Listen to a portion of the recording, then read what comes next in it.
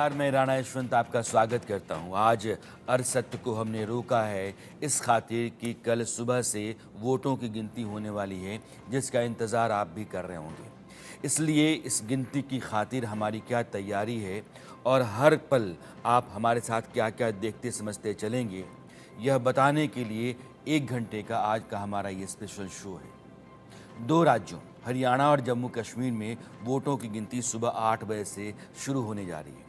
नतीजा जो आएगा वह आगे देश की राजनीति किस राह चलेगी इसका भी संकेत देगा।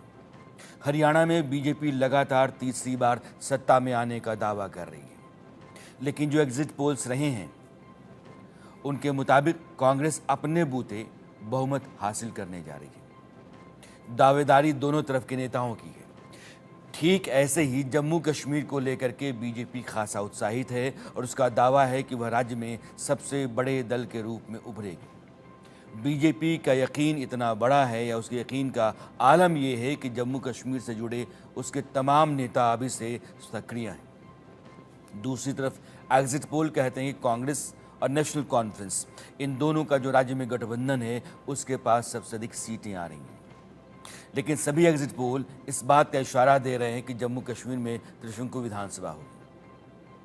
अगर ऐसा होता है तो फिर सरकार बनाने के लिए जोड़ तोड़ की कवायद बड़े पैमाने पर तेज हो जाएगी। 370 के हटने के बाद राज्य में पहली बार विधानसभा चुनाव हुए हैं, लिहाजा जनादेश क्या आता है इसका विश्लेषण राजनीति के तमाम पंडित करेंगे जरूर। हरियाणा और जम्मू कश्मीर के नतीजों को सबसे तेज़ी से आप तक पहुंचाने और उनका सही सधा विश्लेषण करने के लिए इंडिया न्यूज़ ने बड़ी तैयारी की है। स्क्रीन जो आप देख रहे हैं बाईं तरफ मेरे, जम्मू कश्मीर के जो आंकड़े होंगे BJP, Congress, national conference, PDP या अन्य का, वो आप देखेंगे। और नीचे हरियाणा के नतीजे जो रुझान आते रहेंगे वो आप देखेंगे, बीजेपी, कांग्रेस, जेजेपी और अदर्स सभी पार्टियों का दरअसल ब्रेकअप भी हम लगातार आपको दिखाते चलेंगे और हर सीट से कौन सी पार्टी आगे चल रही है, जितने भी हेवी वेट्स हैं वो आगे हैं या पीछे हैं, जनादेश उनको क्या मिला है, हर घंटे जनादेश किस रास्ते चल रहा है, यह सब कुछ बताने की एक बड़ी तैयारी हमारे साथ है। सेकंड दर सेकंड ना सिर्फ आंकड़े हम देंगे बल्कि दोनों राज्यों के सभी मतदान केंद्रों पर यानी कि जो काउंटिंग सेंटर्स हैं वहाँ पर हमारा रिपोर्टर्स तैनात हैं और वे पल पल की खबर आप तक पहुंचाएंगे। देश के जाने माने पत्रकार, खास करके हरियाणा और जम्मू कश्मीर के जो धुरंधर जर्नलिस्ट हैं, वे भी दिन भर हमारे साथ बने रहेंगे इस बात का विश्लेषण करने के लिए कि जो जनादेश आ रहा है उसके कारण क्या माने जाएं और आगे की राजनीति पर इनका क्या असर पड़ेगा। इसी साल महाराष्ट्र और झारखंड में भी चुनाव होने हैं और अगले साल की शुरुआत में दिल्ली की जनता अपनी सरकार चुनेगी। जाहिर है हरियाणा और जम्मू कश्मीर की जनता का फैसला एक टर्निंग पॉइंट साबित हो सकता है, मगर इसके लिए अभी इंतज़ार करना होगा। आज के शो में हम अपनी पूरी स्क्रीन, अपनी पूरी टीम और कल की तैयारियों को आपके सामने रखने के साथ साथ इस बात को बारीकी से समझने समझाने की कोशिश भी करेंगे कि कल जो नतीजा आएगा उसमें कौन कौन से फैक्टर बड़ी भूमिका निभा सकते हैं। रणनीति, मुद्दे, स्थानीय समीकरण, छोटे छोटे दल जो मैदान में उतरे, बागी उम्मीदवार, इन सब का रोल क्या होगा। इसलिए अभी हम आपको अपने मेहमानों से जोड़ना चाहते हैं और अपने रिपोर्टर्स और एक्सपर्ट्स जर्नलिस्ट के साथ जुड़ने से पहले हरियाणा में जो 2 बड़े नेता हैं, भूपेंद्र सिंह हुड्डा कांग्रेस की तरफ से और नायब सिंह सैनी जो मौजूदा कार्यवाहक मुख्यमंत्री हैं बीजेपी के नेता, दोनों के दावे क्या हैं यह सुनिए। आए हैं, सुबह भी मैंने बता दिया था आपको और मैं पिछले कितने दिन से कह रहा हूँ जब से हमने कैंपेन शुरू किया है कि कांग्रेस के पक्ष में लहर चल रही है।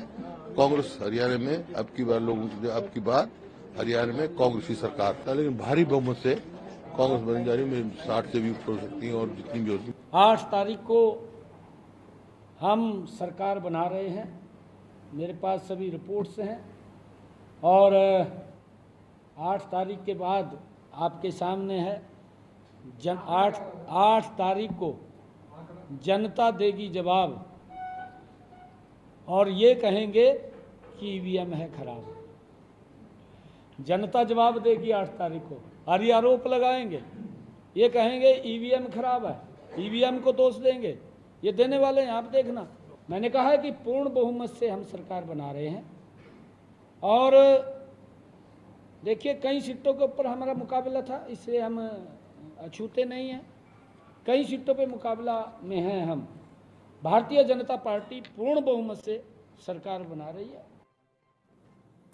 अपने अपने दावे हैं, इसलिए आज जम्मू कश्मीर हरियाणा दोनों जगहों पर हमारे जो संवाददाता हैं, हमारे सहयोगी हैं, और दोनों राज्यों के जो सीनियर जर्नलिस्ट हैं और हमारे एडिटोरियल डायरेक्टर आलोक मेहता, ये एक बड़ी टीम है आज की तारीख में ये समझने के लिए कि जनादेश आया है वो किस तरफ जा सकता है, और जो भी फैसला होगा लोगों का उस फैसले में जो बड़े फैक्टर्स होंगे वो क्या क्या हो सकते हैं। अजय जांडियाल हमारे सहयोगी जम्मू से जुड़े हुए हैं, दीपक शर्मा पंचकुला से, कनिका कटियार गुरुग्राम से, आलोक मेहता जी एडिटोरियल डायरेक्टर हमारे आप जुड़ गए हैं, अनिल आर्या आप सीनियर जर्नलिस्ट हरियाणा के, और अनिल सिंह आप एडिटर हैं स्टार व्यूज़ हरियाणा के, और राजपाल दासगोत्रा साहब आप सीनियर जर्नलिस्ट जम्मू कश्मीर के। मैं पहले अपने सहयोगियों के पास आना चाहता हूं। दीपक, चुनाव कई तरीके से, कई रंग लेते हुए, कई रास्तों से गुजरा है। राहुल गांधी का जीटी रोड का अपना शो रहा, नरेंद्र मोदी की रैलियां रहीं, बीजेपी की अपने दावे रहे, खर्ची पर्ची का ताना रहा, कांग्रेस की अपनी दावेदारियां रही हैं। इस बार जो वोट दिया गया पोल के बाद से लेकर के आज तक काउंटिंग चल रहा है, आप लगातार हरियाणा में घूमते रहे, लोगों से बात करते रहे हैं, पोलिंग लोगों ने किस आधार पर की है इस बार?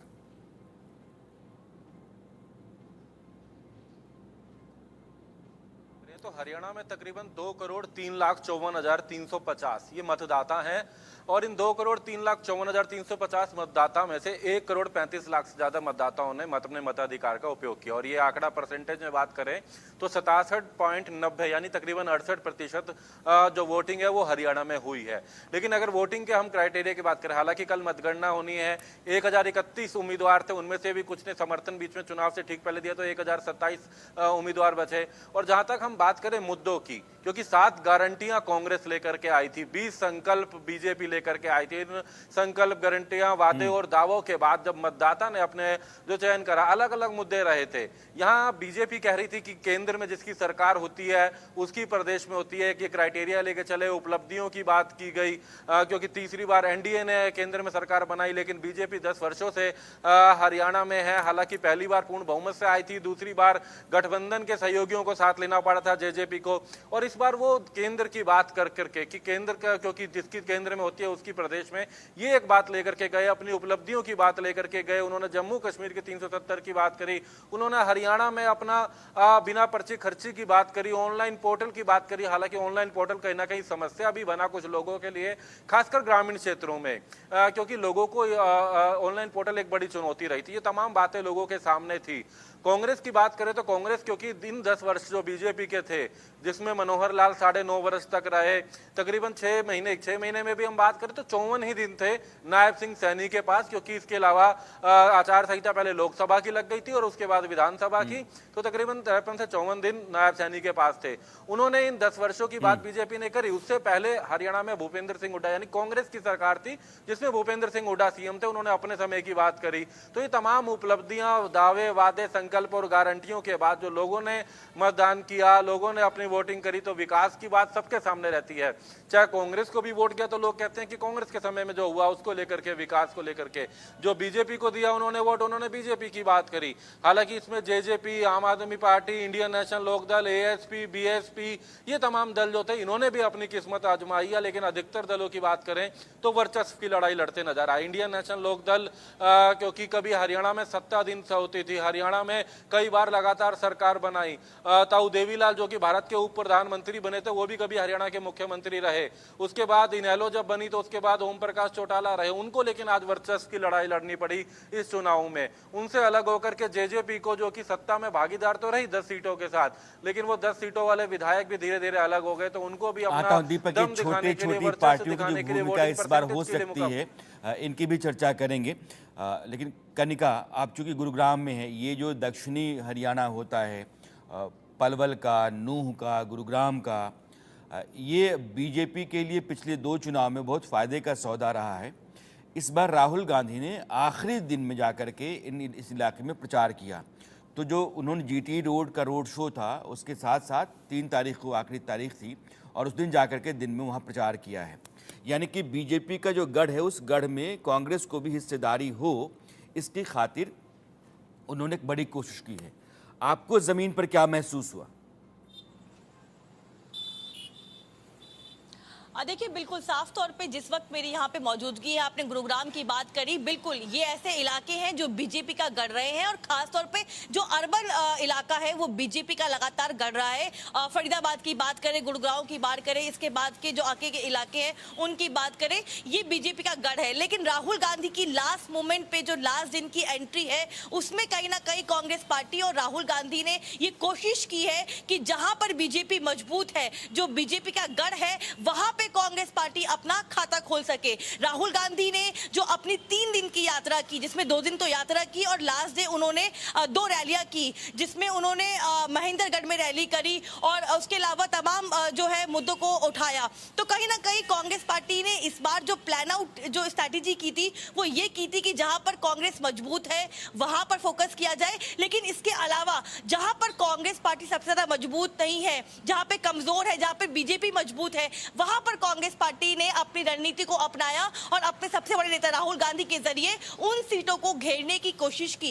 कांग्रेस की स्थिति की बात करें तो पूरे चुनाव में कांग्रेस पार्टी ने अपनी 7 गारंटियों का प्रचार किया। जो बड़े वादे कांग्रेस पार्टी की ओर से किए गए, चाहे वो किसान की एमएसपी की बात हो, अग्निवीर योजना की बात हो, चाहे इसके अलावा विकास की बात हो, या बीजेपी की एंटी इनकम्बेंसी और 10 साल के विकास ना करने की बात हो, इन तमाम मुद्दों को कांग्रेस पार्टी ने उठाया और कांग्रेस पार्टी ने इस बार जो है चुनावी प्रचार में बीजेपी के उन 10 साल के कामों को गिनवाया, जो कि कहीं ना कहीं कांग्रेस के मुताबिक जो है विकास नहीं हुआ। तो कहीं ना कहीं इस बार की जो स्ट्रैटेजी कांग्रेस पार्टी की थी वो बहुत डिफरेंट थी। चाहे हम भूपेंद्र सिंह हुड्डा और शैलजा का विवाद देखें, उसके बाद राहुल गांधी की एंट्री देखें, उसके बाद प्रियंका गांधी की एंट्री, मल्लिकार्जुन खड़गे की एंट्री, तो कहीं ना कहीं हर तरह से कांग्रेस पार्टी ने हरियाणा में ये कोशिश की कि जहां पे वो मजबूत है वहां पे तो मेहनत करी जाए, लेकिन जहां पे वो कमजोर है वहां पर डबल मेहनत की जाए, ताकि जो चुनावी नतीजे आए उसमें कांग्रेस पार्टी को किसी भी तरह से नुकसान ना हो। और बल्कि कांग्रेस पार्टी के लिए बड़ा चैलेंज ये था कि जिस तरह से कुमारी शैलजा और भूपेंद्र सिंह हुड्डा के बीच में जो अंतर कलह थी, कुमारी शैलजा प्रचार नहीं कर रही थी, भूपेंद्र सिंह हुड्डा केवल प्रचार में लगे हुए थे, सवाल खड़े हो रहे थे, दलित वोट बैंक को साधने की किस तरह से कोशिश की जाए, इन तमाम विवादों के बीच में कांग्रेस पार्टी ने अंतिम मोड़ में दलित वोट बैंक को साधने की पूरी कोशिश की, और जिसमें कहीं ना कहीं अशोक तंवर की जो एंट्री हुई थी वो एक बहुत बड़ा उदाहरण है। अशोक तंवर को एंड मोमेंट में राहुल गांधी के सामने आखिरी 3 दिनों में प्रचार करना, भूपेंद्र सिंह हुड्डा और शैलजा का हाथ मिलवाना, और फिर आखिरी वक्त में अशोक तंवर को पार्टी के फोरम पर ला करके खड़ा कर देना, जो दलित चेहरा हैं। तो हरियाणा के जो 2 दलित बड़े चेहरे कांग्रेस के हुआ करते थे, फिर से वो कांग्रेस का हो गए, शैलजा और अशोक तंवर। और चुनाव से ऐन पहले ऐसा कर जाना, उसका असर कितना होगा दलित वोट पर हरियाणा में, ये कल जब नतीजे आएंगे तब पता चलेगा। जम्मू कश्मीर की तरफ मैं रुख करना चाहता हूँ, क्योंकि 370 के हटने के बाद पहली बार वहाँ मतदान हुए हैं विधानसभा चुनावों के लिए। ये जो हमारी स्क्रीन है, जम्मू कश्मीर आप देखेंगे बाईं तरफ, और नीचे हरियाणा के नतीजे आपको आएंगे, ये 0-0 दिख रहा है। कल सुबह से ये आंकड़ा लगातार बढ़ता हुआ चले जाएगा। दोनों राज्यों में 90 सीटें हैं, लेकिन जम्मू कश्मीर में मामला थोड़ा अलग है। पिछले साल जो संशोधन हुआ, उसमें 5 सीटें नॉमिनेटेड होंगी सेंट्रल गवर्नमेंट, गृह मंत्रालय की सिफारिश पर उपराज्यपाल के जरिए, यानी कि कुल 95 सीटें हो जाएंगी। तो उन 5 लोगों की भी भूमिका बहुत महत्वपूर्ण हो जाएगी। अब 90 सीटों के जो मतदान हुए हैं उसमें सभी दलों ने सब कुछ आजमाया है। कांग्रेस और नेशनल कॉन्फ्रेंस, इन दोनों का गठबंधन है। पीडीपी अपना चुनाव अलग लड़ रही थी, बीजेपी चुनाव इंडिपेंडेंटली लड़ी है, लेकिन घाटी में उसने सीटें छोड़ी हैं। तो अगर आप देखें तो बीजेपी कुल मिला के 19 सीटों पर घाटी में लड़ रही थी। मैं अजय आपके पास आना चाहता हूं। बीजेपी का जो अपना गढ़ है वो जम्मू का इलाका है। जो एग्जिट पोल हैं वो कहते हैं कि कांग्रेस ने भी इसमें सेंधमारी की है अच्छी खासी, और जो घाटी का इलाका है जहां 47 सीटें हैं वहां छोटे छोटे दल खड़े हैं। अब सवाल ये है कि जो अवामी इत्तेहाद पार्टी, प्रोग्रेसिव डेमोक्रेटिक आज़ाद पार्टी, पीपल्स कॉन्फ्रेंस आज़ाद लोन, जमात इस्लामी, घाटी में इन छोटे दलों की भूमिका कितनी होगी? और जो एग्जिट पोल कहते हैं कि जम्मू में कांग्रेस ने भी ठीक ठाक दखल मारा है, इन दोनों को आप कैसे आंक रहे हैं?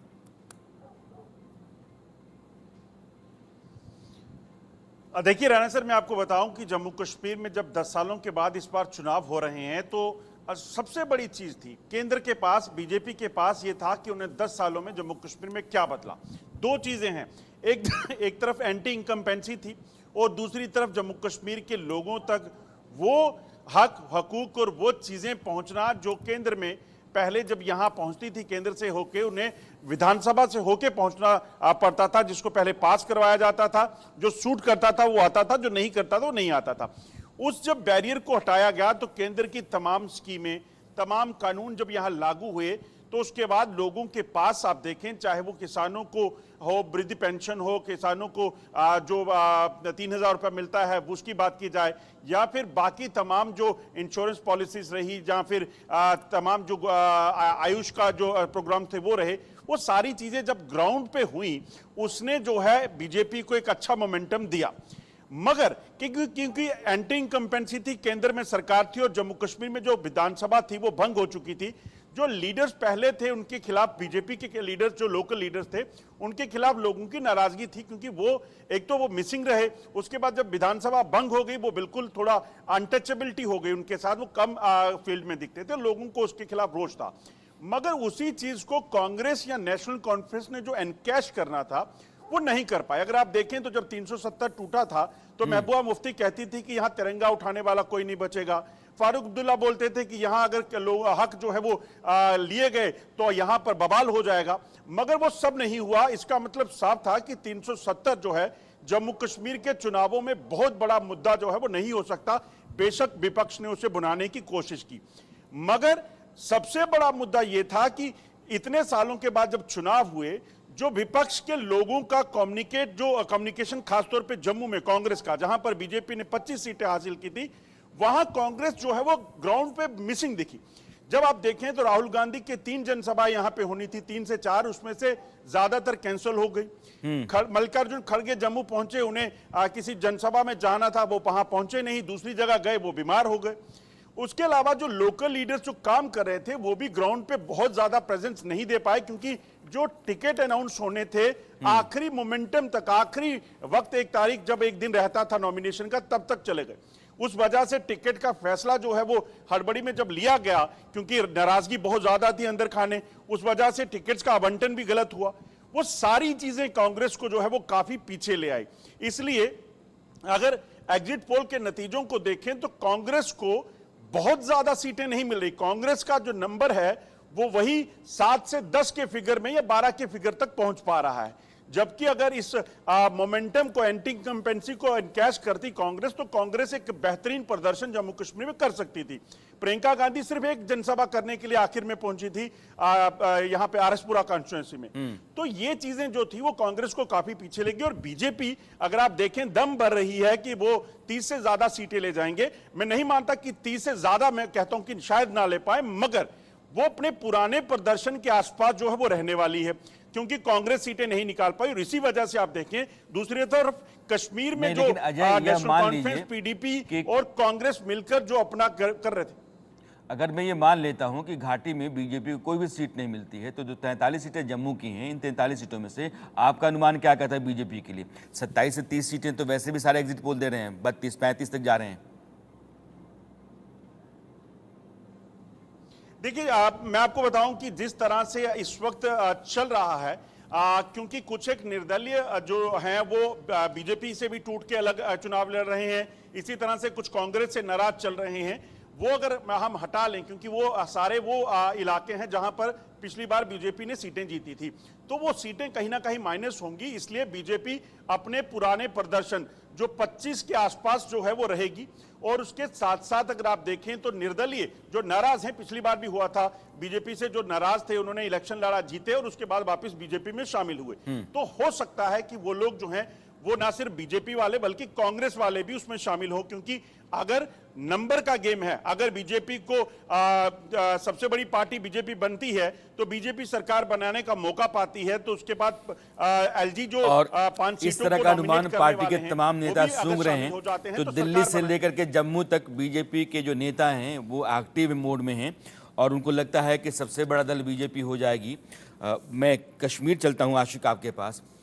कश्मीर में आशिक जो सबसे इम्पॉर्टेंट इशू है जिसको समझना बहुत ज़रूरी है, लोग जानना चाहते हैं कि राशिद इंजीनियर की पार्टी, अवामी इत्तेहाद पार्टी या गुलाम नबी आज़ाद की पार्टी, सज्जाद लोन की पार्टी या जमात इस्लामी, जो अवामी इत्तेहाद पार्टी जमात इस्लामी आपस में एक अंडरस्टैंडिंग है कि साउथ में आप मेरी मदद करेंगे, नॉर्थ कश्मीर में मैं आपकी।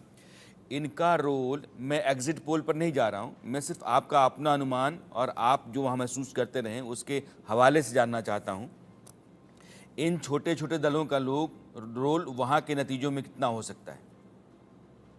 अब बिल्कुल, अगर हम इन इलेक्शंस की बात करें, 10 साल के बाद ये इलेक्शंस हुए, जब हम लोगों के बीच जाते थे इन इलेक्शंस के दौरान, तो लोगों के मुद्दे, सबसे पहले मैं आपको बताना चाहूंगा कि अनएम्प्लॉयमेंट और डेवलपमेंट को लेकर यहाँ पर लोगों ने जो है वोट डाला है। और जिस हिसाब से लोग बाहर निकले हैं, और खास तौर पर 2019 के बाद जो यहाँ पर हालात बदले हैं, उन हालातों के बदलने की वजह से यहाँ पर अलगाववाद और जमात के लोग जो है इन इलेक्शंस में दिखे। तो ये सबसे बड़ी डेवलपमेंट थी, ये सबसे बड़ी चेंज जो है हमें ग्राउंड पर देखने को मिली। रही बात इंडिपेंडेंट कैंडिडेट्स की, चाहे अगर हम एआईपी की बात करें तो एआईपी का कुछ खासा असर जो है आज कश्मीर के असेंबली इलेक्शंस में नहीं दिख रहा है। वही अगर हम पीपल्स कॉन्फ्रेंस की बात करें तो पीपल्स कॉन्फ्रेंस कुछ सीटें ले सकती है, जो कि एक अहम भूमिका निभा सकती है। अगर हम बात करें, पीडीपी की तरफ से एक बयान आया था कि वो किंग मेकर हो सकते हैं इन इलेक्शंस में, और वही कुछ सब कुछ जो है हमें दिख रहा है ग्राउंड से कि पीडीपी जो है एक अहम रोल जो है इन इलेक्शंस में निभा सकती है। जिस हिसाब से जो अगर हम देखें एग्जिट पोल के मुताबिक भाजपा को जम्मू में काफी सीटें मिल रही है, तो वही नेशनल कॉन्फ्रेंस को कश्मीर में बढ़त देखने को मिल रही है। तो ये कहीं ना कहीं पेज जो है फंसेगा, और इसके लिए जो है लगातार पीडीपी की तरफ से भी बयानबाजी आ रही है कि वो हुकूमत बनाने के लिए नेशनल कॉन्फ्रेंस और कांग्रेस के अलायंस का साथ दे सकते हैं। और इन इलेक्शंस में हमने बड़ी चेंजेस देखी, बड़ी तब्दीलियां देखी कि किस तरह से उन इलाकों में इन इलेक्शंस के दौरान वोट पड़े जहां पर बॉयकॉट का असर रहता था, 0% वोटिंग रहती थी, और वहां से लोग निकल कर आए। साउथ कश्मीर के वो वोलेटाइल इलाके जहां पर मिलिटेंसी का ग्राफ जो है काफी ऊंचा था, लेकिन उसके बावजूद बिना खौफ बिना डर के जो है लोग इलेक्शंस में निकले वोट डालने के लिए। ये सबसे बड़ी चेंज जो है हमने इन असेंबली देखी। ये हमारे जो जर्नलिस्ट हैं राजपाल दास गुत्रा साहब जुड़े हैं क्या पीसीआर